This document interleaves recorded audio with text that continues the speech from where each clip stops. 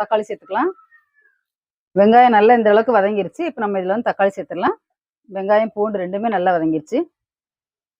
நான் வந்து ஒரு 6 தக்காளி எடுத்து நீள வாக்கில் பொடியாக கட் பண்ணி வச்சுருக்கேன். இந்த தக்காளியை வந்து நல்லா வதக்கிடலாம். இந்த தக்காளியோட தேவையான அளவுக்கு உப்பு சேர்த்துடலாம். அப்போ தான் சீக்கிரமாக தக்காளி வதங்கும்.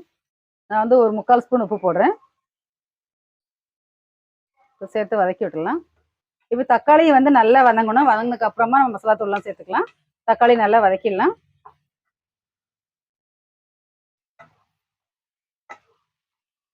இப்போ நம்ம கடாயை மூடி அடுப்பு வந்து ஒரு 5 நிமிஷம் சிம்ல வச்சிடலாம். இப்போ தக்காளி நல்லா வதங்கிரும். மூடி வச்சிங்கன்னா ரொம்ப சீக்கிரமா வதங்கிரும். அடிக்கடி திறந்து கிளறி விடணும், இல்லை அடியில் பிடிச்சிரும்.